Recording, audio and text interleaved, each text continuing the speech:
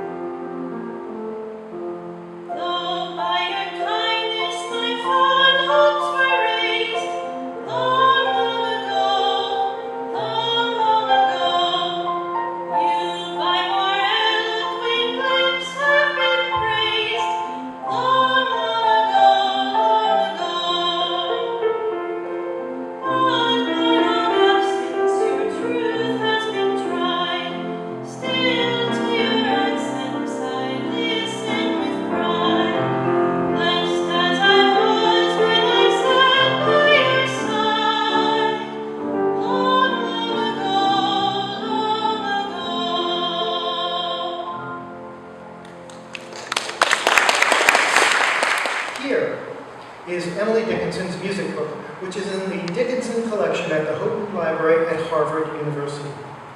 It is a collection of family favorites, songs and instrumental pieces which enjoyed regular performances around the parlor piano. These pieces were selected by the family and sent off to a binder to be bound into a book. These binders volumes were very common in the 19th century, especially between 1840 and 1860. Binders volumes were assembled primarily by women during their formative years of musical training. the conclusion of which coincided with marriage. These musical keepsakes generally contained exclusively popular vocal music of the day and often commemorated attendance at live musical events, which was an increasingly important activity in antebellum America. Music publishers responded to these trends by marketing sheet music as performed by the star performers of the day to a growing middle class who enjoyed listening to music and music making, both as a gratifying experience and as a signifier of cultural gentility and upward mobility. The size of Emily Dickinson's music book is extraordinary. The average binder's volume contains about 40 to 50 pieces of music. Emily Dickinson's book contains just over 100 pieces. The average binder's volume usually contains vocal music suitable for parlor entertainment.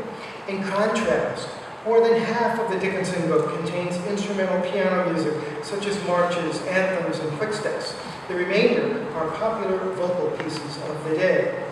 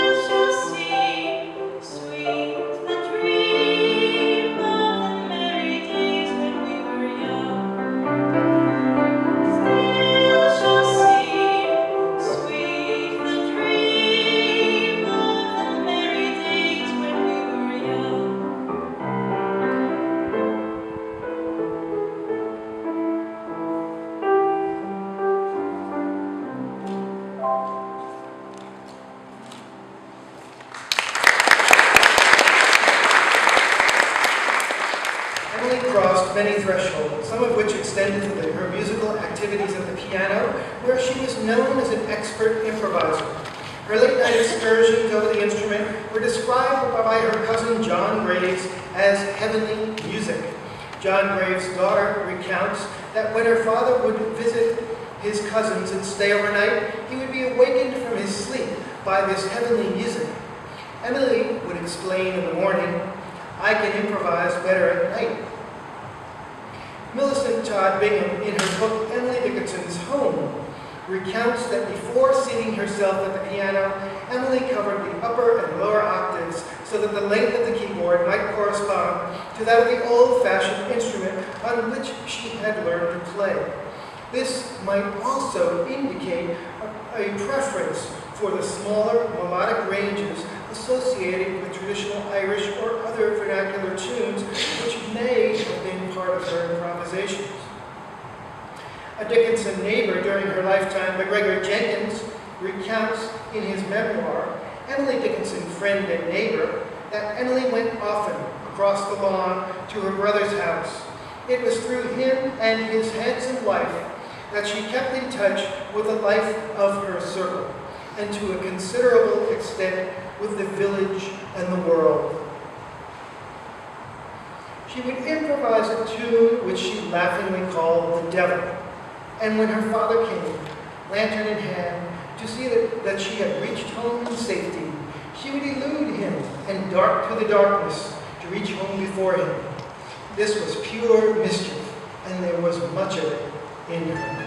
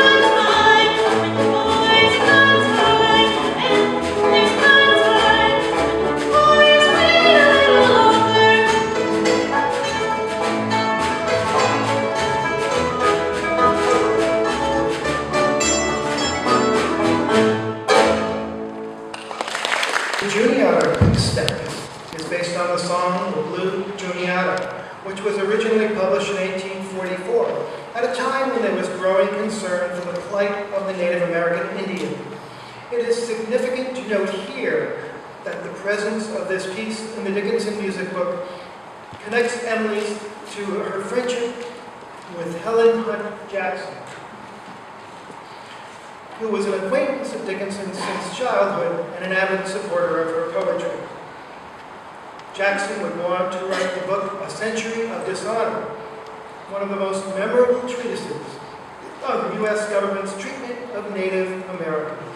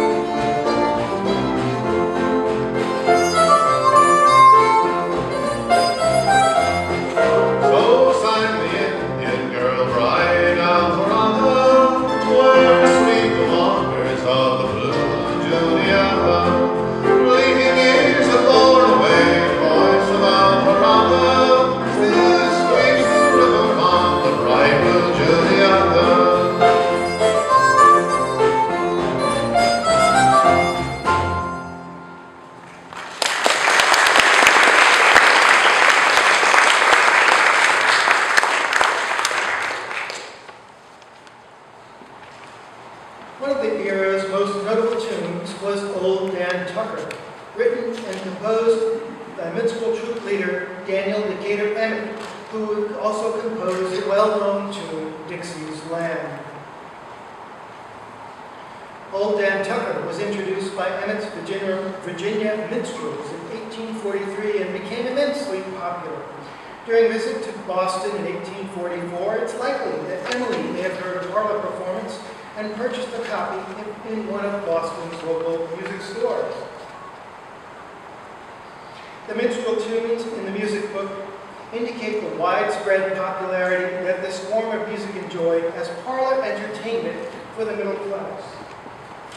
In one of her poems, Emily wrote, "No blackbird beats his banjo." Clearly, she knows this music and its representative culture. Popular music and dancing was enjoyed by all classes. The music making and dancing displayed on the cover of the sheet music was appropriated as theater entertainment and then recreated at home in the parlor setting around the piano. Music making was also enjoyed by the Dickinson servants.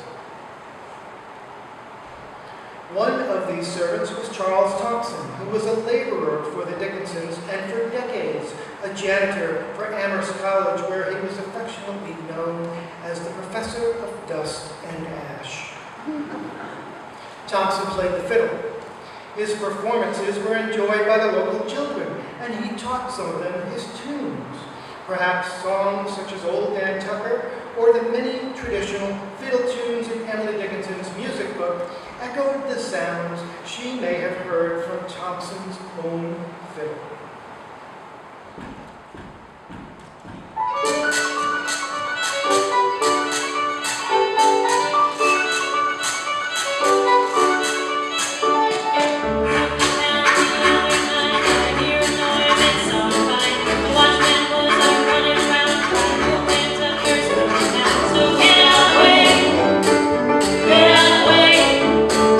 Get out of the way, oh, dance, hurry, you're too late to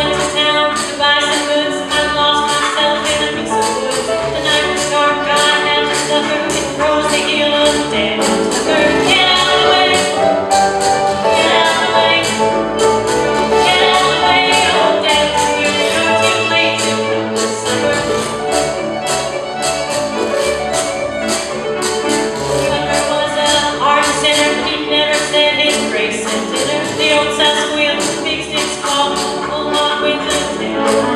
Get out of the way, get out of the way, get out of the way, old Canterbury, you're too late to come this summer.